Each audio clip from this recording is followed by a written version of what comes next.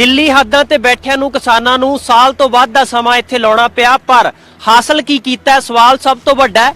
ਪ੍ਰਾਪਤੀਆਂ ਸਾਰੀਆਂ ਹੋਈਆਂ, ਪਰ ਇੱਕ ਤਸਵੀਰ ਤੁਸੀਂ ਦੇਖ ਰਹੇ ਹੋ ਨੈਸ਼ਨਲ ਹਾਈਵੇ ਦੇ ਉੱਤੇ ਘਮੰਡ ਦਾ ਸਿਵਾ ਫੂਕ ਚੱਲੇ। ਕਿਸਾਨਾਂ ਦਾ ਕਹਿਣਾ ਹੈ ਨੈਸ਼ਨਲ ਹਾਈਵੇ ਹੈ ਜਿੱਥੇ ਕਿਸਾਨ ਲਗਾਤਾਰ ਆਪਣੇ ਘਰ ਬਣਾ ਕੇ ਬੈਠੇ ਰਹੇ ਹੱਕ ਲੈਣ ਦੇ ਲਈ, ਔਰ ਨਾਲ ਹੀ ਤੁਸੀਂ ਦੇਖ ਸਕਦੇ ਹੋ ਬਜ਼ੁਰਗ ਵੀ ਨੇ ਜਿਨ੍ਹਾਂ ਨੇ ਸੇਧ ਦਿੱਤੀ, ਨਾਲ ਹੀ ਨੌਜਵਾਨ ਆਗੂ ਵੀ ਪੈਦਾ ਹੋਏ ਇਸ ਅੰਦੋਲਨ ਦੇ ਅੰਦਰ। ਕੁੜੀਆਂ ਮੁੰਡਿਆਂ ਨੇ ਹਿੱਸਾ ਲਿਆ, ਔਰ ਨਾਲ ਦੇ ਨਾਲ ਹੀ ਜਿੱਥੇ ਕਿਸਾਨਾਂ ਨੇ ਲਿਖਿਆ ਇਸ ਨੈਸ਼ਨਲ ਹਾਈਵੇ ਦੇ ਉੱਤੇ ਘਮੰਡ ਦਾ ਸਿਵਾ ਫੂਕ ਚੱਲੇ, ਔਰ ਉਸ ਦੇ ਬਿਲਕੁਲ ਨਾਲ ਇੱਕ ਤਸਵੀਰ ਸਾਹਮਣੇ ਆ ਰਹੀ ਹੈ ਜਿਸ ਦੇ ਉੱਤੇ ਲਿਖਿਆ ਹੋਇਆ ਖੇਤੀ ਜ਼ਿੰਦਾਬਾਦ। ਤਾਂ ਕਿਸਾਨਾਂ ਦੀ ਖੇਤੀ ਜ਼ਿੰਦਾਬਾਦ ਹੈ, ਇਸ ਗੱਲ ਦਾ ਸਬੂਤ ਇਹ ਨੈਸ਼ਨਲ ਹਾਈਵੇ ਦੇ ਰਿਹਾ। ਅਸੀਂ ਗੱਲ ਵੀ ਕਰਾਂਗੇ ਇਹਨਾਂ ਲੋਕਾਂ ਦੇ ਨਾਲ। ਔਰ ਤਸਵੀਰ ਤੁਸੀਂ ਦੇਖ ਰਹੇ ਹੋ ਨੈਸ਼ਨਲ ਹਾਈਵੇ ਤੇ ਜਿਸ ਦੇ ਉੱਤੇ ਲਿਖਿਆ ਹੋਇਆ ਖੇਤੀ ਜ਼ਿੰਦਾਬਾਦ ਤੇ ਘਮੰਡ ਦਾ ਸਿਵਾ ਫੂਕ ਚੱਲੇ। ਤਾਂ ਸਾਡੇ ਨਾਲ ਕੁਝ ਇੱਥੇ ਆਗੂ ਨੇ ਔਰ ਬਾਪੂ ਖੜੇ ਨੇ ਜਿਹੜੇ ਆਏ ਨੇ ਵੱਖ-ਵੱਖ ਹਿੱਸਿਆਂ ਤੋਂ। ਉਹਨਾਂ ਤੋਂ ਜਾਣਦੇ ਆ ਕਿ ਘਮੰਡ ਦਾ ਸਿਵਾ ਫੂਕ ਚੱਲੇ ਦਾ ਇਹਨਾਂ ਦਾ ਅਰਥ ਕੀ ਹੈ, ਮਤਲਬ ਕੀ ਹੈ। ਸਭ ਤੋਂ ਪਹਿਲਾਂ ਜੀ ਤੁਸੀਂ ਫੋਟੋਆਂ ਬਹੁਤ ਕਰਾਈਆਂ ਇੱਥੇ ਖੜ ਕੇ, ਤੁਸੀਂ ਦੱਸੋ ਕਿ ਤੁਹਾਡਾ ਮਤਲਬ ਕੀ ਹੈ ਲਿਖਣ ਦਾ? ਇਹ ਜੀ ਘਮੰਡ ਦਾ ਮਤਲਬ ਸਿੱਧਾ ਹੀ ਆ, ਪੰਜਾਬੀ 'ਚ ਤੁਸੀਂ ਵੇਖ ਲਓ ਜੋ ਵੀ ਲਿਖਿਆ ਆ। ਘਮੰਡ ਦਾ ਵੀ ਘਮੰਡ ਇਹ ਸਰਕਾਰ ਜਿਹੜੀ ਬਹੁਤ ਕਰਦੀ ਸੀ, ਇੱਕ ਹਿਸਾਬ ਦਾ ਹਾਥੀ ਜਿਹੜਾ ਆਂਦੇ ਵੀ ਡੇਗਣ ਵਾਲਾ ਹੈ, ਉਹ ਇਹ ਇੱਕ ਮਾਸੂਮ ਚਿਹਰਿਆਂ ਨੇ ਜਿਹੜੇ ਕਦੀ ਆਪਣੇ ਹੱਥ ਨਾਲ ਇਹਨਾਂ ਨੇ ਕੀੜਾ ਵੀ ਨਹੀਂ ਮਾਰਿਆ ਹੋਣਾ, ਉਹ ਕੀੜਾ ਵੀ ਮਰ ਜੇ ਤੇ ਉਹ ਵੀ ਆਂਦੇ ਆ ਵੀ ਯਾਰ ਕਿਉਂ ਮਰ ਗਿਆ ਆ ਹੈ। ਤੇ ਉਹਨਾਂ ਦੇ ਨਾਲ ਇਹਨਾਂ ਨੇ ਧੱਕੇ ਸਹੀਆਂ ਕੀਤੀਆਂ, ਕਿਦਾਂ ਬਾਰਿਸ਼ਾਂ ਪਾਣੀ ਦੀਆਂ ਡਾਂਗਾ ਮਾਰੀਆਂ। ਕਈ ਕੁਝ ਸਾਡੇ ਜਦੋਂ 26 ਨੂੰ ਪਹਿਲਾਂ ਆਏ ਆ, ਮੁੜ ਕੇ ਸਾਰੇ ਹੀਲੇ ਖਤਮ ਹੋਏ। ਫਿਰ ਇਹਨਾਂ ਨੇ ਗਾੜੀਆਂ ਸੜਕੀ ਪੁੱਟ ਘੱਤੀ ਨਹਿਰ ਵਾਂਗੂ ਡੱਕਣ ਦੀਆਂ ਕੋਸ਼ਿਸ਼ਾਂ ਕੀਤੀਆਂ, ਕਈ ਕੁਝ ਕੀਤਾ। ਇਹ ਘਮੰਡ ਹੀ ਸਰਕਾਰ ਦਾ ਜਿਹੜਾ ਹੁਣ ਚੂਰੋ ਚੂਰ ਹੋਇਆ ਪਿਆ ਆ, ਤੇ ਇਹ ਨਹੀਂ ਹੀ ਇਹਨੂੰ ਕਰਨਾ ਚਾਹੀਦਾ, ਕਿਉਂਕਿ ਹੁਣ ਜੋ ਆਂਦੀ ਇਹ ਸਾਡੇ ਕਿਸਾਨ ਆ, ਉਦੋਂ ਵੀ ਇਹਨਾਂ ਦੇ ਕਿਸਾਨ ਹੀ ਨਾ ਇਹਨੂੰ ਜਿਤਾਇਆ ਸੀ। ਤਾਂ ਕਿਸਾਨਾਂ ਦਾ ਕਹਿਣਾ ਹੈ ਕਿ ਅਸੀਂ ਘਮੰਡ ਦਾ ਸਿਵਾ ਇਸ ਕਰਕੇ ਫੂਕ ਚੱਲੇ ਆ ਕਿਉਂਕਿ ਘਮੰਡ ਬਹੁਤ ਜ਼ਿਆਦਾ ਸੀ। ਸਿੱਧਾ ਅਟੈਕ ਹਕੂਮਤ ਵੱਲ ਹੋ ਰਿਹਾ ਕਿਸਾਨਾਂ ਦੇ ਵੱਲੋਂ, ਜਿਨ੍ਹਾਂ ਨੂੰ ਪਹਿਲੇ ਦਿਨ ਤੋਂ ਕਿਹਾ ਜਾ ਰਿਹਾ ਸੀ ਕਿਸਾਨਾਂ ਨੂੰ ਕੁਝ ਸਮਝ ਨਹੀਂ ਆਉਂਦੀ ਕਿ ਕਾਨੂੰਨਾਂ ਦੇ ਵਿੱਚ ਕਾਲਾ ਕੀ ਹੈ। ਆਖਰਕਾਰ ਉਹਨਾਂ ਨੇ ਆ ਕੇ ਲੋਕਾਂ ਦੇ ਵਿੱਚ ਮਾਫੀ ਵੀ ਮੰਗੀ, ਔਰ ਉਸ ਤੋਂ ਬਾਅਦ ਕਿਹਾ ਕਿ ਅਸੀਂ ਗਲਤੀ ਕੀਤੀ ਹੈ, ਸਮਝਾ ਨਹੀਂ ਸਕੇ, ਇਸ ਤਰ੍ਹਾਂ ਦੀਆਂ ਗੱਲਾਂ ਕੀਤੀਆਂ ਗਈਆਂ। ਔਰ ਸਾਡੇ ਨਾਲ ਕੁਝ ਹੋਰ ਵੀ ਨੇ ਆਗੂ। ਤੁਸੀਂ ਖੇਤੀ ਜ਼ਿੰਦਾਬਾਦ ਨੈਸ਼ਨਲ ਹਾਈਵੇ ਤੇ ਲਿਖਿਆ, ਪਹਿਲਾਂ ਵੀ ਪੰਜਾਬ ਤੋਂ ਲੈ ਕੇ ਹੁਣ ਤੱਕ ਵੱਖ-ਵੱਖ ਤਸਵੀਰਾਂ ਦੇ ਨਾਲ ਆਪਣੀ ਜਿਹੜਾ ਵਿਚਾਰ ਆ ਪੇਸ਼ ਕੀਤੇ ਨੇ। ਇਸ ਦਾ ਮਤਲਬ ਕੀ, ਅਰਥ ਕੀ ਹੈ, ਮਕਸਦ ਕੀ ਹੈ? ਬਹੁਤ ਵੱਡਾ ਇਹਦਾ ਅਰਥ ਹੈ।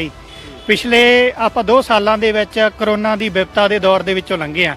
ਜਿਹੜਾ ਉਹ ਦੌਰ ਸੀਗਾ, ਲੋਕਡਾਊਨ ਦਾ ਦੌਰ ਸੀਗਾ। ਸਾਡਾ ਮੋਬਾਈਲ ਨਹੀਂ ਚੱਲਿਆ, ਸਾਡਾ ਸਰ ਗਿਆ। ਸਾਡਾ ਮੋਟਰਸਾਈਕਲ ਨਹੀਂ ਚੱਲਿਆ, ਸਰ ਗਿਆ। ਸਾਡੇ ਸਿਰ ਤੇ ਭਾਵੇਂ ਛੱਤ ਨਹੀਂ ਸੀ ਤਾਂ ਵੀ ਸਰ ਗਿਆ।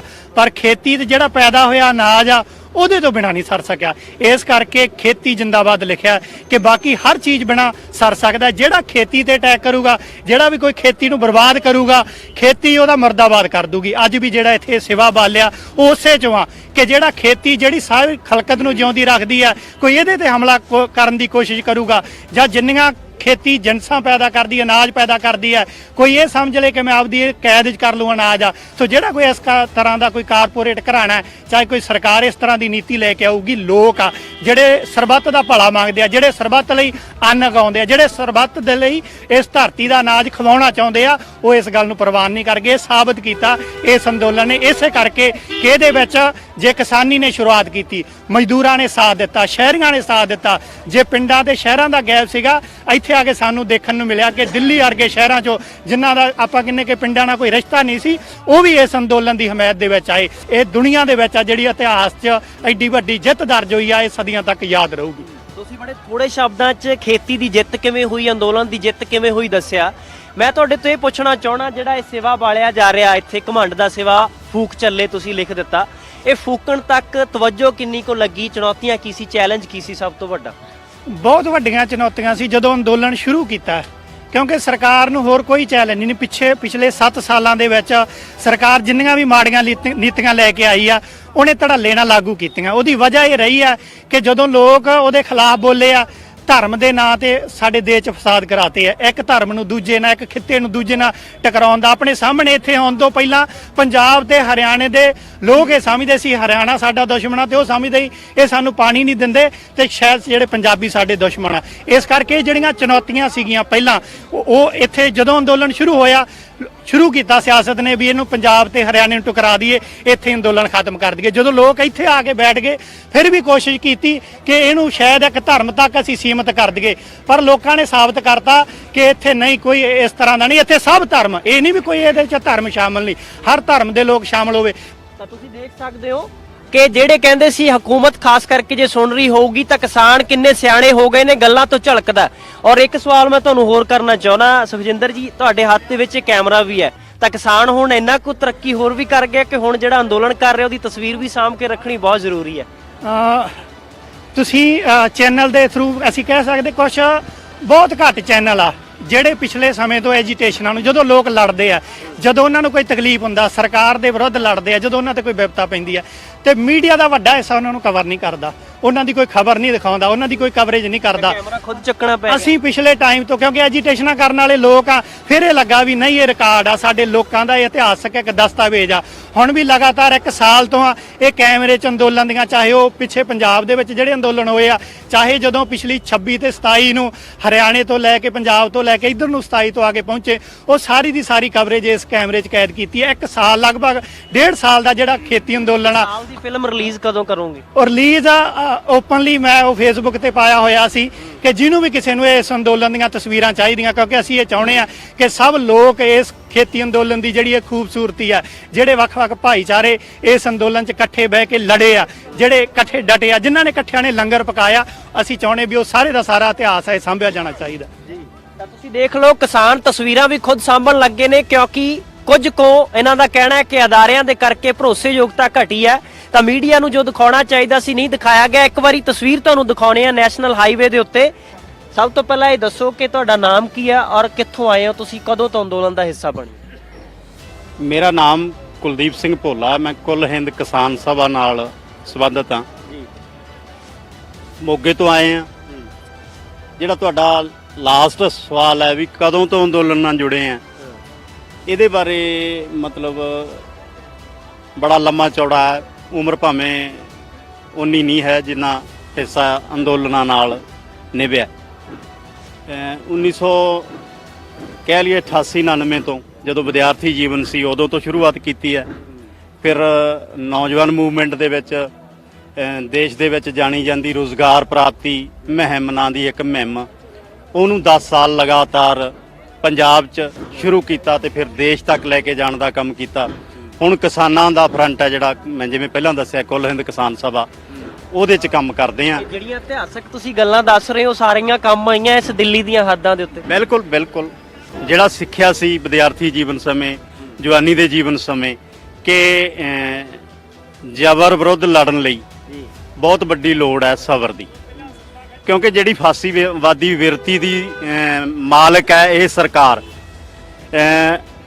ਜਿਹਨੂੰ ਕੁਦਰਤੀ ਆ ਘਮੰਡ ਹੋਣਾ, ਕਿਉਂਕਿ ਉਹ ਧਰਮ ਦੀ ਵਰਤੋਂ ਕਰਦੀ ਹੈ, ਲੋਕਾਂ ਦੀਆਂ ਧਾਰਮਿਕ ਭਾਵਨਾਵਾਂ ਦੀ ਵਰਤੋਂ ਕਰਦੀ ਹੈ ਤੇ ਬਹੁਤ ਵੱਡੀ ਪੱਧਰ ਤੇ ਵੋਟਾਂ ਜਿਹੜੀਆਂ ਉਹ ਲੁੱਟ ਕੇ ਲੈ ਜਾਂਦੀ ਹੈ ਤੇ ਸੱਤਾ ਤੇ ਕਾਬਜ ਹੋ ਜਾਂਦੀ ਹੈ। ਉਹਦਾ ਘਮੰਡ ਹੋਣਾ ਕੁਦਰਤੀ ਹੈ, ਪਰ ਜਦੋਂ ਘਮੰਡੀ ਧਰਨਾ ਮੱਥਾ ਲੱਗਿਆ ਹੋਵੇ ਤੇ ਫਿਰ ਲੋਕਾਂ ਨੂੰ ਵੀ ਆਪਦਾ ਸਿਰੜ, ਆਪਦੀ ਦ੍ਰਿੜਤਾ ਤੇ ਆਪਦੀ ਵਿਚਾਰਧਾਰਕ ਸਪਸ਼ਟਤਾ ਹੈ ਜਿਹੜੀ, ਉਹ ਹਥਿਆਰ ਹੈ ਜਿਹੜੇ ਇਸ ਕਿਸਮ ਦੇ, ਉਹ ਨਾਲ ਲੈ ਕੇ ਲੈਸ ਹੋ ਕੇ ਪੂਰੀ ਤਰ੍ਹਾਂ ਮੈਦਾਨ ਚ ਆਉਣਾ ਹੁੰਦਾ। ਜਾਂ ਨਿਕਲਦਾ ਕਿ ਸੇਵਾ ਬਲਦਾ ਫਿਰ ਬਿਲਕੁਲ ਆ ਸਾਹਮਣੇ ਹੈ ਜੀ ਤੁਹਾਡੇ। ਦੁਨੀਆ ਦੇ ਵਿੱਚ ਸ਼ਾਇਦ ਇਤਿਹਾਸ 'ਚ ਕਿਤੇ ਵੀ ਇਦਾਂ ਦੀ ਉਦਾਹਰਨ ਹੈ ਨਹੀਂ ਕਿ ਇੰਨੇ ਅਨੁਸ਼ਾਸਨ ਦੇ ਵਿੱਚ, ਇੰਨੇ ਸਬਰ ਨਾਲ, ਸ਼ਾਂਤੀ ਨਾਲ ਲੋਕ ਹੈ ਜਿਹੜੇ ਲੜੇ ਆ। ਤਾਂ ਰੋਸ ਕਿਸਾਨਾਂ ਦੇ ਵਿੱਚ ਓਨਾ ਸੀ ਓਨੀ ਹੁਣ ਖੁਸ਼ੀ ਚਿਹਰਿਆਂ ਦੇ ਉੱਤੇ ਝਲਕ ਰਹੀ ਹੈ।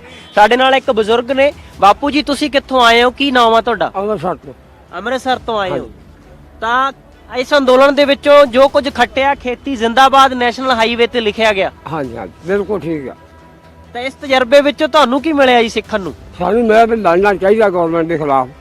ਉਹ ਭੁੱਖਿਆਂ ਮਾਰਨ ਡਈ ਆ ਸਾਨੂੰ, ਸਭ ਕੁਝ ਖੋਹ ਕੇ ਲਈ ਜਾਂਦੀ ਆ, ਵੇਚੀ ਜਾਂਦੀ ਆ। ਵੇਚਣਾ ਬੰਦ ਹੋਣਾ ਚਾਹੀਦਾ।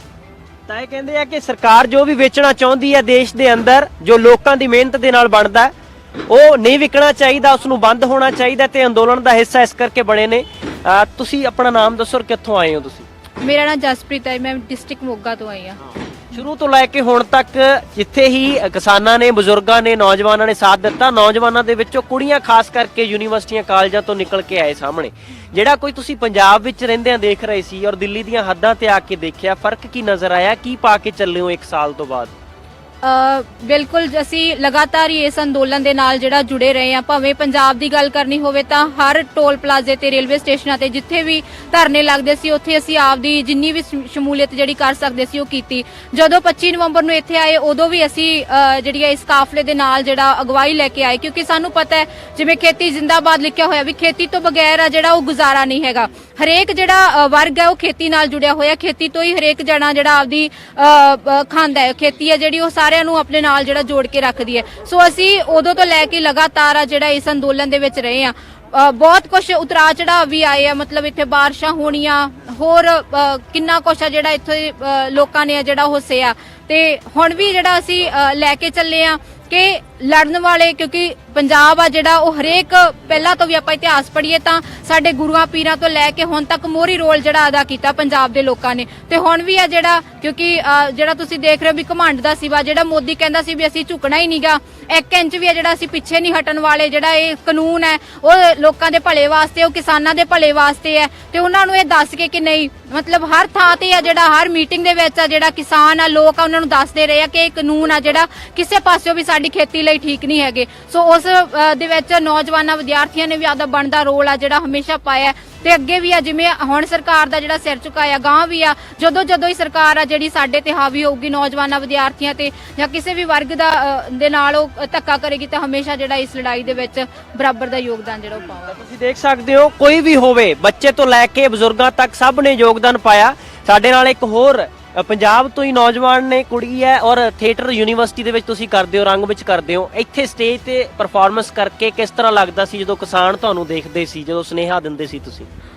ਅਸੀਂ ਸਭ ਤੋਂ ਪਹਿਲਾਂ ਜਦੋਂ ਅਸੀਂ ਆਏ ਸੀਗੇ ਤਾਂ ਅਸੀਂ ਸਟੇਜ ਉੱਪਰ ਕਰਨ ਦੀ ਬਜਾਏ ਅਸੀਂ ਸੋਚਿਆ ਕਿ ਜਿਹੜੇ ਟਰੈਕਟਰਾਂ ਵਾਲੇ ਪਿੰਡ ਵੱਜ ਚੁੱਕਿਆ, ਇਹਨਾਂ ਦੀਆਂ ਗਲੀਆਂ, ਇਹਨਾਂ ਦੇ ਵਿੱਚ ਨਾਟਕ ਖੇਡਿਆ ਜਾਵੇ ਤਾਂ ਜ਼ਿਆਦਾ ਚੰਗਾ ਰਹੂਗਾ। ਤਾਂ ਅਸੀਂ ਉੱਥੇ ਜਦੋਂ ਜਾਂਦੇ ਸੀਗੇ, ਬਜ਼ੁਰਗ ਸਾਨੂੰ ਪਿਆਰ ਦਿੰਦੇ ਸੀ, ਉਹਨਾਂ ਨੇ ਸਾਨੂੰ ਪੈਸੇ ਦੇਣੇ ਕਿ ਜਦੋਂ, ਕਿਉਂਕਿ ਨੁੱਕੜ ਨਾਟਕ ਤੋਂ ਬਾਅਦ ਅਸੂਲ ਹੁੰਦਾ ਕਿ ਨਾ ਤੁਹਾਨੂੰ ਪੈਸੇ ਮਿਲਦੇ ਆ। ਪਰ ਇੱਥੇ ਆ ਕੇ ਸਾਨੂੰ ਲੱਗਦਾ ਸੀ ਕਿ ਵੀ ਉਹ ਪੈਸੇ ਸਾਡੇ ਕਿਸੇ ਕੰਮ ਨਹੀਂ ਆਉਣਗੇ। ਉਹ ਜਿੰਨੇ ਇਕੱਠੇ ਹੁੰਦੇ ਸੀ ਅਸੀਂ ਕਹਿੰਦੇ ਸੀ ਤੁਸੀਂ ਇੱਥੇ ਰੱਖੋ, ਲੰਗਰਾਂ 'ਚ ਪਾਓ, ਸਾਡੇ ਨਾਲੋਂ ਵੱਧ ਜ਼ਰੂਰਤ ਆ, ਕਿਉਂਕਿ ਸਾਨੂੰ ਨਹੀਂ ਪਤਾ ਸੀ ਇੱਥੇ ਕਿੰਨਾ ਟਾਈਮ ਬੈਠਣਾ ਪਊਗਾ ਕਿ ਉਹ ਪੈਸਾ ਇੱਥੋਂ ਲੋਕਾਂ ਦੇ ਕੰਮ ਆਵੇ। ਤੇ ਜਿਹੜਾ ਉਹਨਾਂ ਦਾ ਪਿਆਰ ਸੀ ਉਹ ਘੁੱਟ-ਘੁੱਟ ਜੱਫੇ ਦੇ ਵਿੱਚ ਸਾਨੂੰ ਇਹੀ ਇਸ ਵਕਤ ਸਾਨੂੰ ਇਹੀ ਚੱਲੂਗਾ।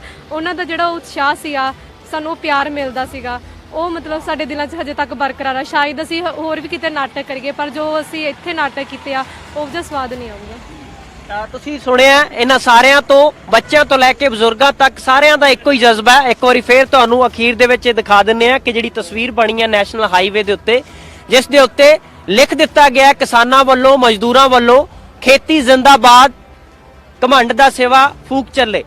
ਤਾਂ ਕਿਸਾਨਾਂ ਦਾ ਇਹ ਸੁਨੇਹਾ ਕਿੱਥੋਂ ਤੱਕ ਪਹੁੰਚੇਗਾ, ਕਿਉਂਕਿ ਦੇਸ਼ ਵਿਦੇਸ਼ ਵਿੱਚ ਇਹ ਗੱਲ ਗਈ ਕਿਸਾਨ ਅੰਦੋਲਨ ਦੀ, ਇਸ ਦੇ ਵਿੱਚੋਂ ਨਿਕਲਿਆ ਕੀ? ਅਸੀਂ ਸਾਰੀਆਂ ਗੱਲਾਂ ਕਰਨ ਦੀ ਕੋਸ਼ਿਸ਼ ਕੀਤੀ ਹੈ ਕਿ ਜਿਹੜੀਆਂ ਇਹ ਪੈੜਾਂ ਛੱਡ ਚੱਲੇ ਨੇ, ਆਉਣ ਵਾਲੀਆਂ ਪੀੜ੍ਹੀਆਂ ਜਦੋਂ ਇੱਥੋਂ ਗੁਜ਼ਰਨਗੀਆਂ ਤਾਂ ਉਹ ਵੀ ਦੇਖਣਗੀਆਂ ਕਿ ਸਾਡੇ ਬਜ਼ੁਰਗਾਂ ਨੇ ਕੁਝ ਸਾਡੇ ਲਈ ਕੀਤਾ ਸੀ। ਸਾਥੀ ਕੈਮਰਾਮੈਨ ਨੀਲ ਕਮਲ ਮੋਨੂ ਦੇ ਨਾਲ Sandeep Laduka, the summer news, Singhu border, Delhi.